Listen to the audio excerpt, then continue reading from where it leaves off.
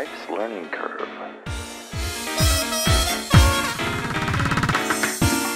Well, hi again, everybody, and welcome back to Life's Learning Curve, the podcast. This is Season 2 and Episode 30.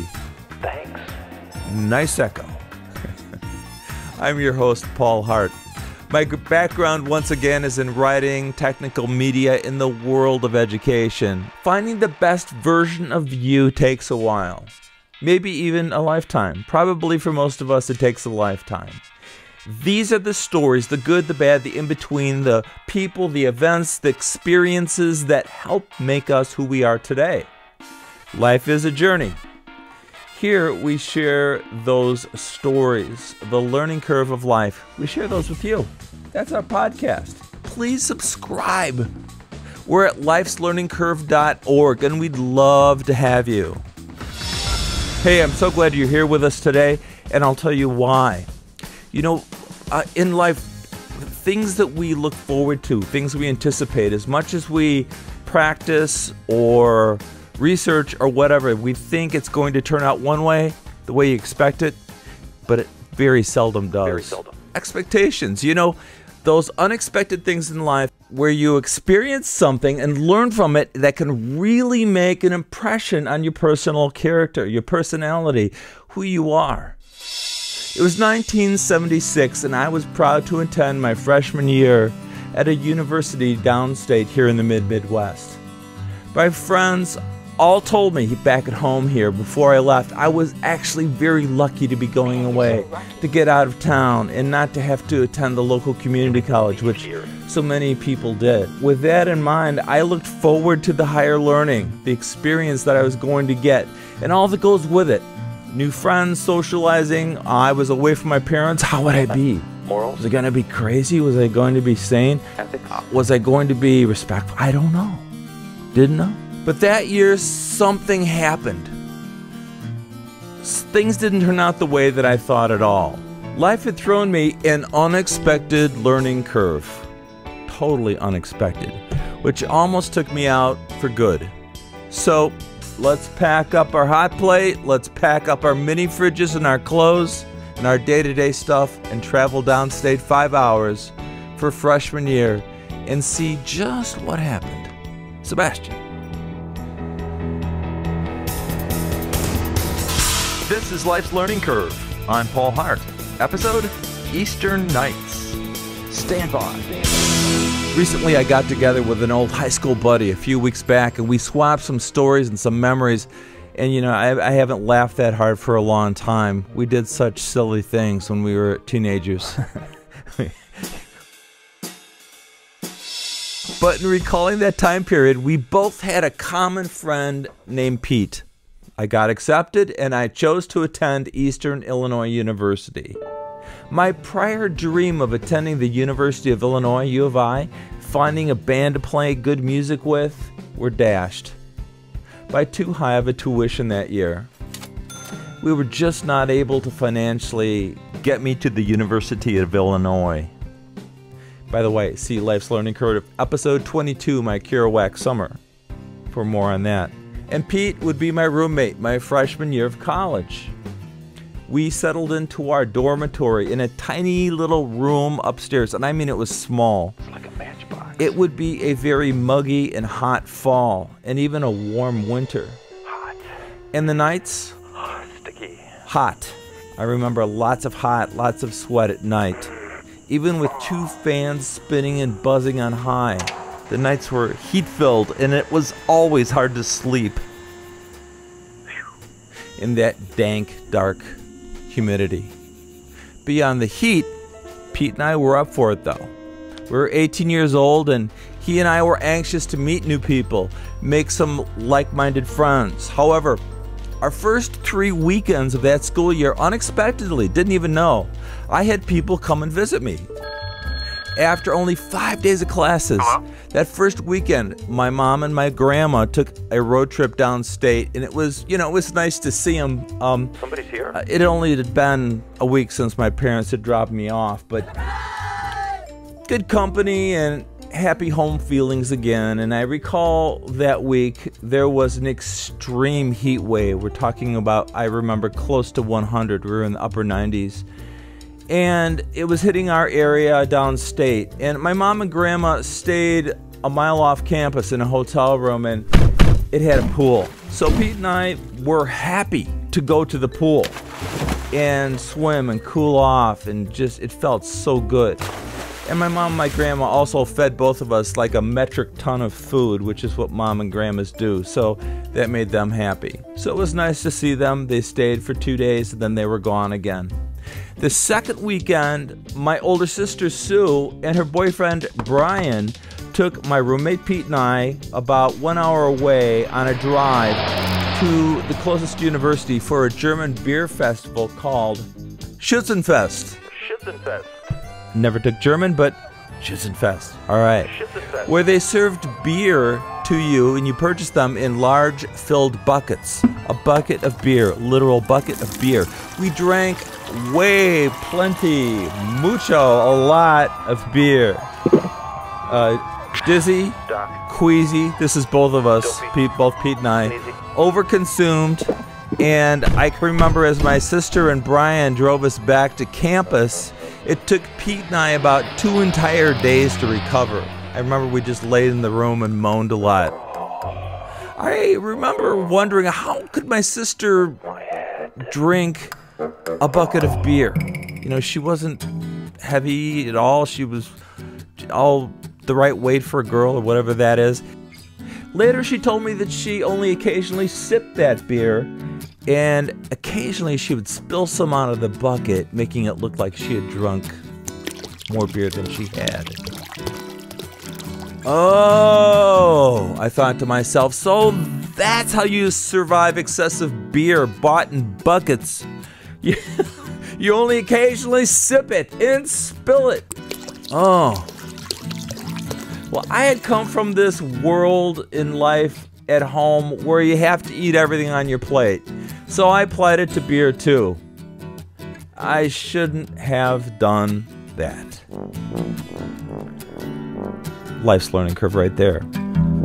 The third weekend was Parents' Weekend, and I did know that my parents were coming down for Parents' Weekend. And that weekend was cool because veteran entertainer, comedy legend Bob Hope performed at the Fieldhouse. How cool. My dad, my mom, and I had a great time, and we had some great meals together. Plus, I got to see this comedic living legend from films and from television. It was really, really good. It was good to see my dad again, too. But there was a problem. And I'll tell you what, it took me years and years to figure this one out. I didn't do it back then. Having visitors 3 weeks in a row consumed all of my time on the weekends. I had missed Everything.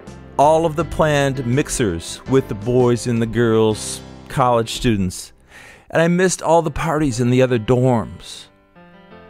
I missed dorm parties that were far away. I missed fraternity parties to recruit and just plain meet new people on campus. So basically, by week 4, most of the guys in our dorm floor had made ancillary new friends of some type. They might be girls, they might be boys, it might be new girlfriends, whatever. They were branching out socially. And somehow I had managed to bring the shyest version of me to college. It was just Pete and me still. No new friends.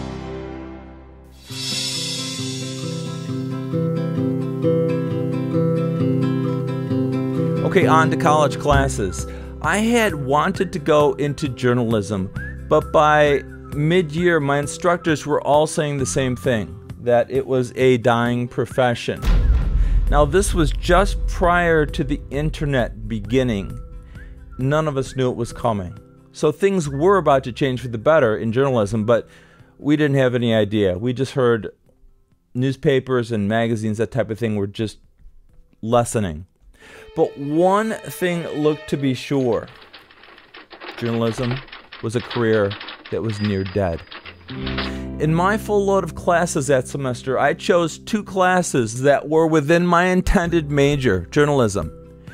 In a class called Practical Journalism 101, we had a guest professor who really was a working real-life publisher editor at a real paper at that time, who called himself Scoop. I know, it's a corny nickname, but yeah, that's what he called himself, Scoop. Last name Scully, Scoop Scully. His paper was called, I remember, the Taylorville Gazette. And I like this guy because he was a straight shooter. He told us of real life at the newspaper, things he had to do day by day, what he did from the first thing in the morning to when they put the paper to bed for the afternoon edition. The good stuff, the bad stuff, all of it. And the reporters that he managed, young and old. Scoop told us, Listen up, ladies, gentlemen. Old reporters doesn't always mean good reporters. Scoop retold, yeah, he wanted us to call him Scoop. He preferred it. Call me Scoop, yeah. Scoop told the story in class of a middle-aged male reporter who had become hysterical, and Scoop had to talk this guy down after he was being threatened by some drifter that had come into town after the reporter had written a questionable and improbable local house fire which occurred in town. The reporter became fearful, and he eventually became extremely paranoid and began to drink. And he drank his way right out of his job. Scoop also told us the importance of Keep facts detached from feelings. Ladies and gentlemen, you must do that. I particularly liked when Scoop brought in his actual weekly column, his editorial. Scoop's paper was published in this small town where people kind of saw him as a witty and glib Will Rogers type of guy. Who's Will Rogers? Good question. Around the 1920s and 1930s, Will Rogers was this American Cherokee-born stage and film actor. He was in vaudeville. He was a regular performer. He did movies. He was a cowboy, newspaper columnist, and social commentator. Will had this earthy, folksy, down-home delivery which allowed him to poke fun at almost everybody, as well as controversial topics at that time. He did it in this aw shucks kind of way that most people embraced. He offended almost nobody. Ladies and gentlemen, looks like I took a page from the Will Rogers handbook. Scoop told us. Now, Scoop Scully titled his editorial like it was a scene out of Mayberry, North Carolina. Most newspaper editorials are opinion pieces titled something like The Way I See It, or How I See It, or My Perspective, or even just plain old editorial. My take on things. Scoop's weekly byline was the longest title I'd ever seen in a newspaper. It was called All right, everybody, stand by for my editorial. Here it comes. Sitting around the Cracker Barrel with Scoop Scully, just whittling. The title itself was like a Norman Rockwell illustration. My editorials are my take on community affairs, and I'm always driven by a passion and a desire to maintain the purity of our little town, keeping things rural and very unique, just like our little town. Scoop wrote very well and somehow made his local editorial friendly while giving his take on an issue or an event or something. Scoop style had that New York editorial polished feel, yet it was gently wrapped up in this charming rural quip about, he'd add things like about corn or something at the very end, or at the beginning he talked about the corn harvest, or a simple living, or farmers or something. It's nice. Nicely done. It wasn't heavy-handed. Now, I earned, at the end of the semester, I earned an A from that class, and I passionately worked for Scoop Scully because I wanted to. Man, this guy was good. This was a hands-on type of guy who I could easily learn from. Now, one of the things that I liked was that Scoop always reviewed my writing, everything I turned in with me. He'd go over it with me later. He did it with everyone in class, which takes a while, but it's so helpful. And he expressed what was good and what was weak. Good to know, straight shooter. He'd offer suggestions, 3 different ways to go, like that. Here's what I do. He was a square shooter, and it was almost second nature to go through writing for him. He did it fast. He was very thorough. If you listened, you learned a lot from Scoop. We all did. Scoop was this real deal of a guy, and to this day, I use many of his techniques that he taught me way back then. Some of his style when I need to, and very much so the suggestions in my notebook I've used throughout my life. In my other journalism class, which was called Foundations in Journalism 102, Professor Kasenkis, a man in his early 60s, had spent his life on campus in the classroom teaching journalism, away, disconnected from the actual world of journalism and publication. Now, he had written a book back in his 20s, when he was in his 20s, but that was it. Tired seeming, bored, disinterested. This instructor failed every piece of writing I handed in to him. True. The girl next to me always got A's, and I would notice as the papers got passed back. I asked her once if she could read what I had written, and she agreed, and she did read it. And when she returned to me, she said, "I read what you wrote. It was tight, it was complete, and it fulfilled the assignment." So she had no idea of why I was failing. Me either. I tried to access Professor Kasenkis after class and during office hours. That's what professors do. They give you office hours. If you have any problems, come see me, and they'll give you office hours. I needed direction on my writing. I remember when I went to his office, it was dark, and there was a huge window which spotlit his desk, and the office smelled like a closet at my grandma's house. Musty, I guess. I remember telling him, "Thanks for seeing me, Professor Kasenkis. Look, I really need some help. I'm failing with every single assignment you give us, and I want to be better. I have to learn to be better. Can you help direct me so I can write better?" I'll never forget this. This is etched in my brain. Certain things are etched in your brain. Professor Kasenkis was in a chair at his desk. He leaned back in his chair, and with his hands folded behind his neck, elbows up, Professor Kasenkis stared at me briefly, and then he stared at the ceiling for 2 or 3 seconds. He looked back at me, and then he stared a long time at the ceiling. Finally, he looked at me out of the side of his eyes, and he smiled broadly. He leaned forward in his chair. He slapped the desk with both hands. Got my attention, and he told me, Look, let's see, Mr. Hart, yes, just keep writing, write more. So I did. I wrote more. And Professor Kasenkis continued to fail me. I mean, I just didn't know what to do. I had one journalism class I was making progress and learning in, and the other one I was failing, and I had no one to tell me why. I guess that this might be a grading strategy from Professor Kasenkis, and that my grades would slowly rise, like, "Oh, you're learning from me, so look at your grades come up." They didn't.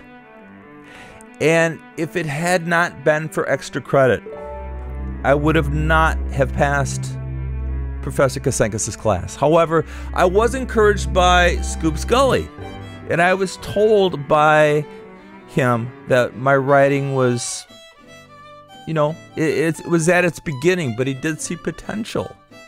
He liked it. He told me he'd like to read it, is what he told me. Doggone it, you have a feeling for this, Paul.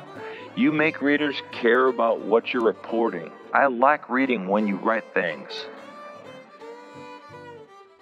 He particularly liked the hooks I put into my stories. I always like your hooks, Paul. They're subtle as a honeybee in a flower in the spring. And as a reader, I never see them coming. That's the best. A story hook is when like a writer puts in something into a story, an element. For example, like it might be a car crash, and there's a teddy bear on the pavement in the early parts of the story, and it's not mentioned throughout the story. And as the story continues, the teddy bear emerges at the very end, often to amuse or to remind people or provide some sort of irony to the piece. But there was that one thing both of my professors agreed on in journalism. It was a dying profession, and probably none of us would find success in a dying career like this. I learned also something, that grading the written word by two separate professors can be subjective.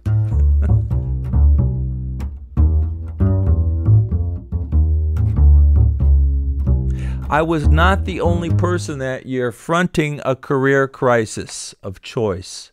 My freshman year roommate was a great guy named Pete from my high school.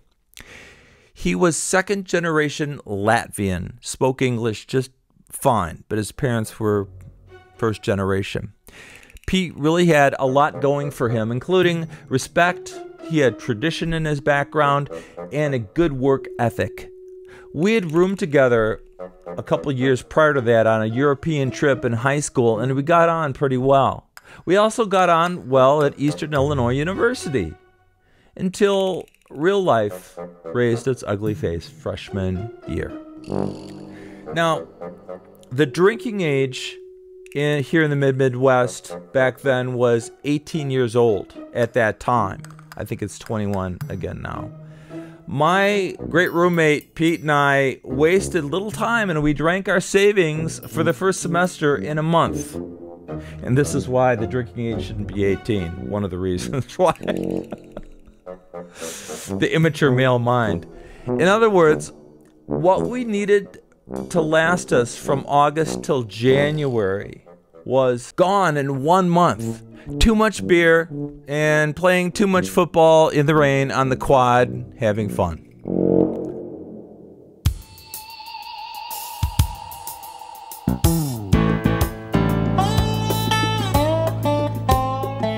After the weekends of visitors ended after 3 weeks, on that fourth week, Pete and I realized we knew no other guys from home on campus, but we vaguely knew of 2 girls from back home. So we thought we'd try and seek them out. Neither Pete and I were very outgoing at all at the time. I was still going through my shy thing, so we heavily counted on these 2 girls that we vaguely knew. One was named Debbie, and Debbie always seemed to have a party going, or was attached to a party that was going on, even on school nights. And she was also on the ladies' field hockey team. It was always fun to run into Debbie on a weekend. She was fun, but you never knew where you might find yourself the next morning. Destinations and drinking quickly got out of hand with Debbie and her field hockey friends.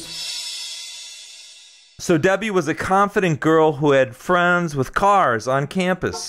It was unique.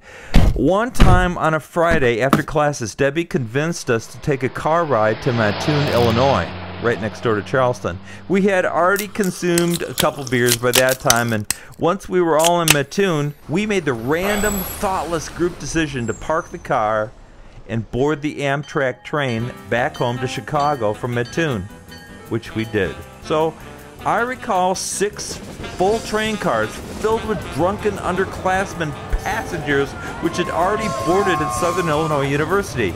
After 6 hours of witnessing excessive drunken behavior, beer vomits, by others, more inebriated than us, we all safely disembarked to our respective houses back home up north in the suburbs. When I entered my house, it was about midnight. I expected my parents to be elated to see their youngest son again.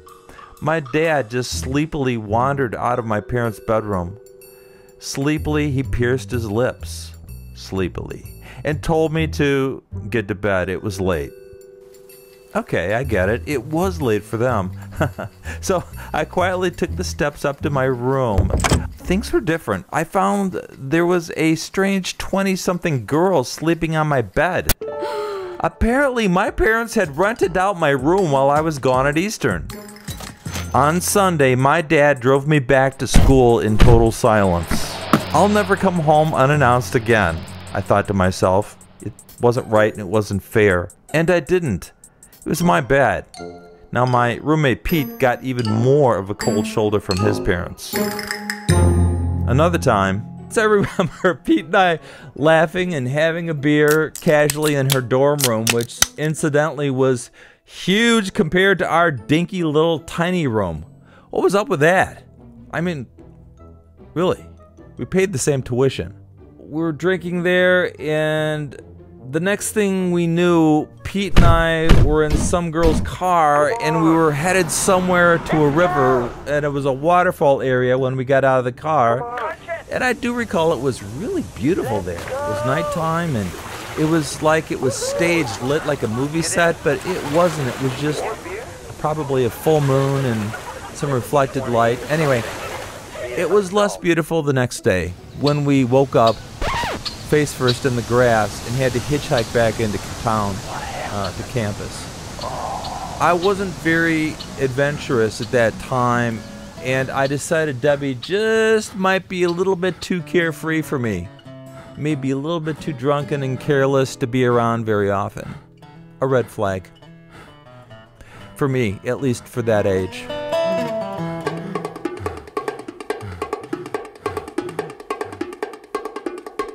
Now, the other girl that we knew was more of a friend of Pete's, and her name was Donna. Donna belonged to Rodney, who was Pete's best friend back home. Okay, so we got Pete, my roommate. Pete. We've got Donna, who's a girl down at Eastern Illinois University. Donna. Going to school there. And Rodney, who was 5 hours north back home. Rodney. So Pete was supposed to look out for this nice girl named Donna and make sure no other guys came close to her. He promised. As I said, I was headed toward a journalism career, and Pete was headed toward a vocal or choir director career. I don't know what they call that, musical vocal performance or something. Donna would come over to practice voice parts in our super tiny, small dorm room. Hi, Pete. And when they practiced, I proudly wore my new noise-canceling headphones. Very new at that time. And I studied. It worked. Hey, it was cool. So one night, Donna and Pete were in the room while I worked at my desk, and they were singing parts for one of their classes they had together. She was in voice as well. And they were singing in our tiny little room.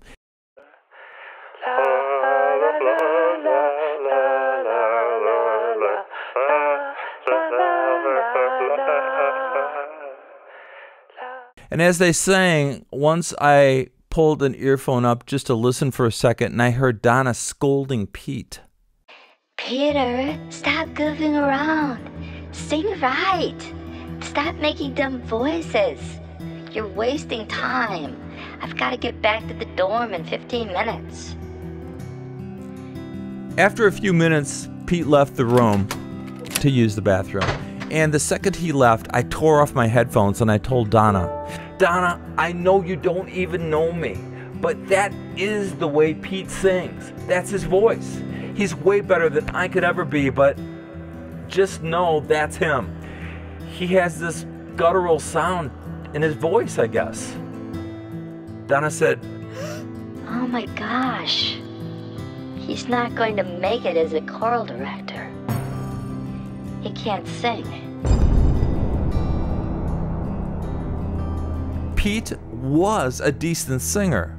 I had heard him throughout high school, and he was in like men's ensembles where he thrived and did great. But if I had learned anything at Eastern, it was that professors could be subjective and biased. Remember, I was currently working with Scoop. That's a good piece of writing, Paul. And Dr. Kasenkis. Look, Mr. Hart, your grade, you got another F. And within a week, that next Friday afternoon, I recall Pete sadly slunk into our tiny, hot dorm room one colorful fall afternoon after classes. and he told me his advisor had told him to leave the choral program. Pete said, "Maybe I'll be a band director, I guess." So I had to find something other than journalism, and Pete had to find a new music major or something else as well. Our dreams and our moods went south really fast. The nights held hot temperatures and restricted sleep. A lot of sweating at night. There were no cell phones back then in 1975, so you couldn't call home unless it was an emergency. Why? Because using a phone, calling long distance as they used to call it, was very expensive. So I was told, don't call home unless it's an emergency. Although my parents said, we'd love to hear from you, but because of pricing, don't call home unless you really need to. So I decided something. I decided I would handle things myself. After all, I was an independent guy on campus. Boy, was I wrong. Not right. Spinning out of control with no one to talk with, I suddenly realized the value and the quality time that my mother had put in with me the previous 4 years of high school. Often on Sundays, Sunday nights, or school nights where she didn't have papers to grade, she was a teacher, she would pour a cup of coffee and she'd laugh and she'd say, "Let's sit on the rockers in the front room. I want to know what's going on in your life." It was her way of keeping in touch with the teenager. Smart. Now, I've owned a couple of those teenagers myself in recent years, and they do not always tell you things. Smart move on my mom's part. As for my mom, she never pried with me, and I never really told her very much at first. But within a few weeks, it was me asking to go sit in the rockers in the front room, and I would share with her my life.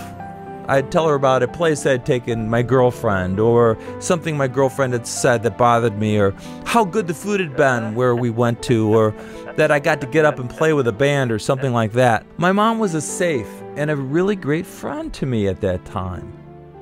We shared things continually, even in the later years. She told me once that those talks that we used to have in high school on Sundays helped her relax about the choices I was making in life. Because, you know, when your teenagers are out of the house, you don't know what they're doing all the time. You know what they should be doing, but you don't always know. So I'm proud to say we continued those talks up to the year that she passed, when I was 34 years old. By that time, we were mostly laughing and resharing stories about teaching or growing up in her generation versus my generation.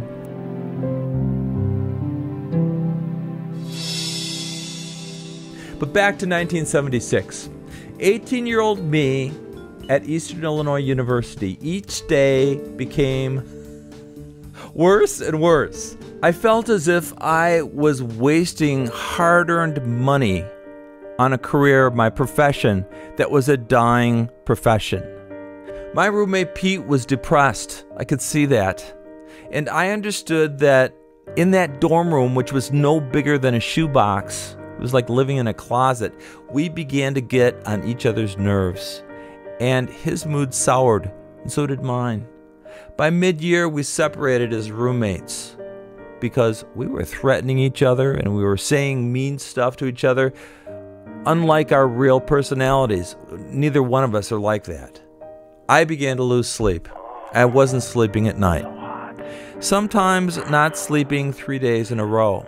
You can imagine how this affected my classes I was taking. I remember going back home once, and I slept for 30 hours straight, and then went back to school. Back at Eastern, one evening, Donna stopped by our dormitory. Remember Donna? She was Rodney's girlfriend, Pete's best friend from 5 hours north back home. When we got to the lobby, we saw Donna was crying. Concerned, we let her in. Apparently, she and Rodney had broken up. It is hard to maintain a relationship when you're so far away. Donna had been loyal, and she had. But back north, all alone, 5 hours away, Rodney's imagination dreamed up an alternative scenario in his head. The old, I wonder what Donna's doing now. I wonder if Oh no, I should call her. Oh no, I don't know. So he made himself crazy. Kudos to Pete because he was a loyal friend to his best friend Rodney. And Pete tried his best not to console Donna, but rather tell her, Donna, you're just being silly. Girls are like that. They make up little dramas. He said, wow. I thought that wouldn't go over at all at my house. Couldn't say things like that. Donna just looked ashamed and she cried harder and more. Pete said that if she continued to cry, he wouldn't stick around for her. He told her that she was just being mean to Rodney. Pete took off dismissively. I realized that some of these comments by Pete were because of his situation at college, spilling into hers, and some of his statements were very traditionalist views of women from his parents' culture. Whatever it was, that's what he knew to say. So that hot fall evening at Eastern, Donna just stood there and wept. I didn't know what to do. I went for a beer and took her with, and we walked around so she could talk it out. No, we did not become a couple, or we didn't hook up or anything like that. No, we became friends. And if my mother had not sat with me practically each Sunday for the past 4 years talking life with me, I would have never been able to help Donna see a future that she could control, not one that had to be controlled by someone else. It was her choice, not mine, not Pete's, not Rodney's, her call entirely. I almost couldn't believe that these words were coming out of my mouth, but they felt honest, real, and helpful. And I told Donna, Talking about all of this will eventually help you relax, calm down about Rodney and the choices that you're making. He may change his mind, too. You know, he might come back to you, and who knows? But if not, have a plan ready, one that works well for you.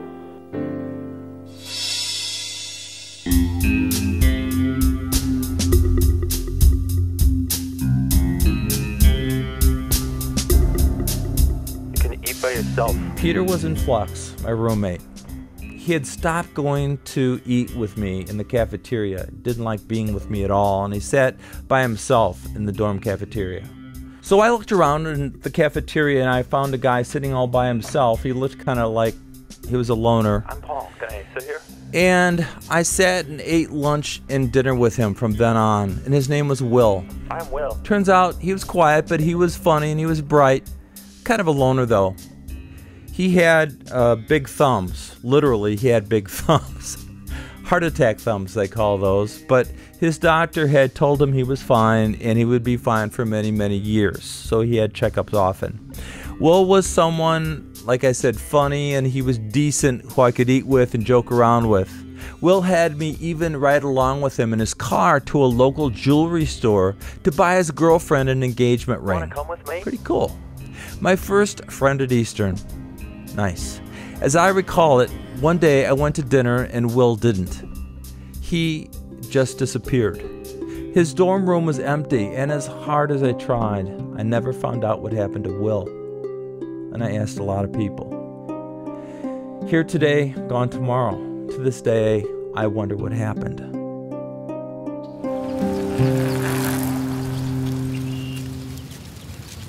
When I came to Eastern way back in the late summer, I had also brought my green 10-speed, no brand name bicycle to campus.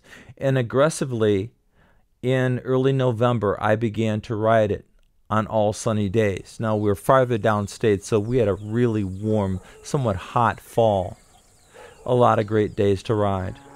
I found that bike to be a way to relieve the stress of my classes, my dying major as a career choice, and my frustrated roommate. Biking helped me sleep better at night.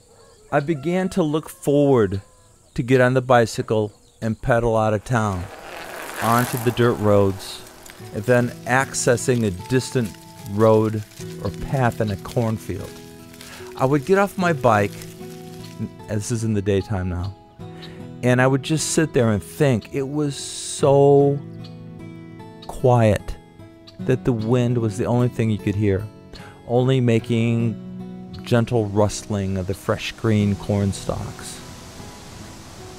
With no distractions, I began to rethink my future, my career, my best future, what might be good for me or better for me. It was there that I began all over again. I pedaled there often and looked forward to it and sat and thought. My respect for nature and peace kind of began right there.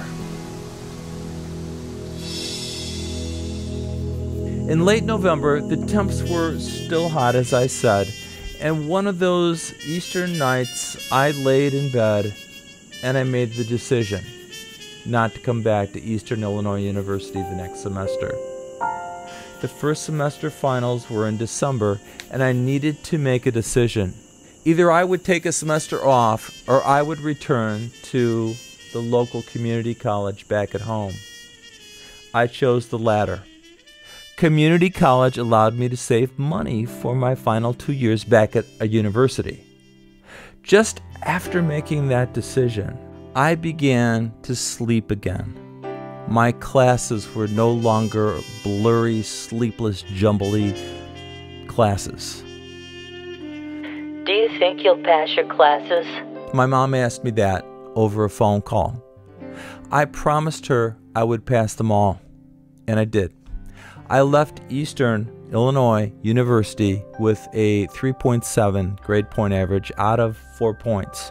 So even for me, that was pretty good. My head had cleared. It was late in the game at Eastern, but I was beginning to organically meet new people. So late. Just before finals, I was walking out of the journalism building, Professor Scully's class, one day, and I began talking with a classmate named Carl Green.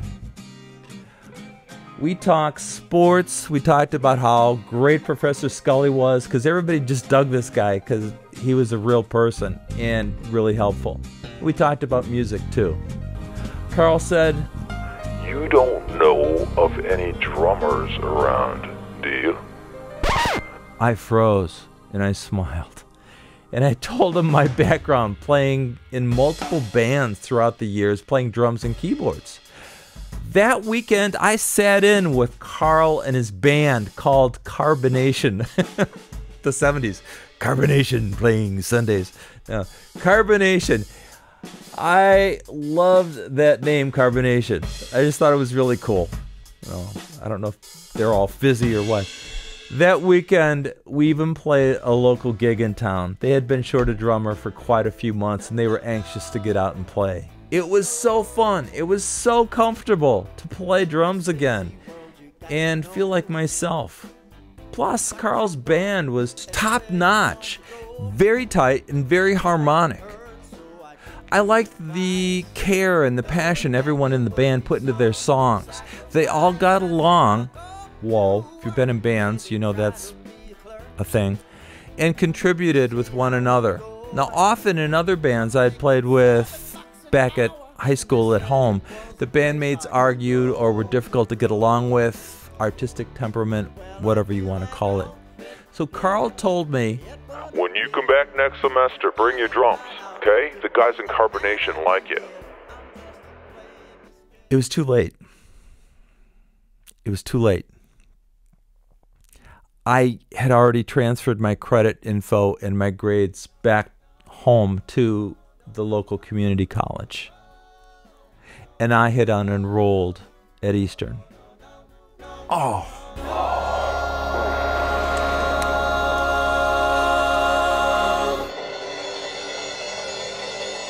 Coming home. I did that. My parents were at the top of my support system. It was awkward to make that backward step to a community college, but to my surprise, the community college was excellent, really, and had engaging instructors. Unlike Professor Kasenkis, these people were proactive for the most part. Huh? Who knew?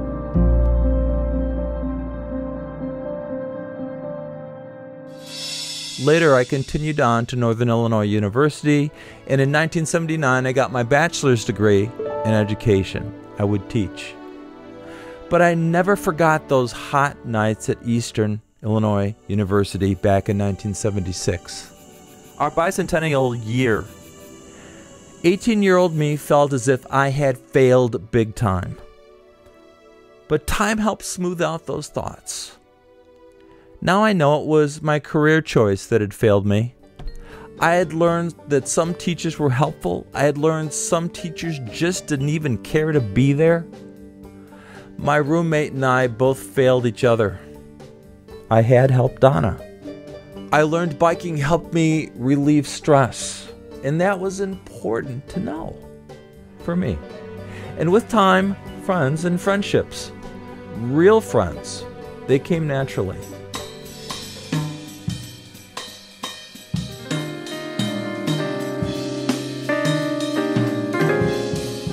Life never really turns out the way you expect it. No. And it didn't for me. And by the way, don't drink beer from a bucket. For Life's Learning Curve, I'm Paul Hart. See you next time. Subscribe to Life's Learning Curve at lifeslearningcurve.org and leave a review on Apple Podcasts, Stitcher, or Podchaser.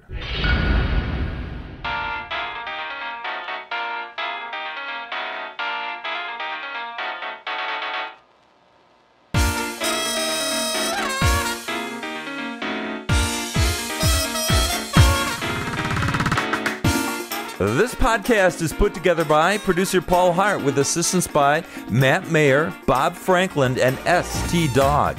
We're mixed by Alice Reese, technical director Heidi Cerner, music and sound, as always, by Riley Hart. On this show, special thanks to Pete Tones, Donna Tinnis, and Debbie Buntram, along with Scoop Scully. Thanks for the inspiration. Our website is lifeslearningcurve.org. Please subscribe. Some names and voices were changed in the podcast for entertainment purposes. Help us grow and continue by liking us on Facebook. Listen to us almost everywhere podcasts are found. For Life's Learning Curve, episode Eastern Nights, I'm Paul Hart. We will be back soon with more from Life's Learning Curve. We're clear. We're clear. We're clear.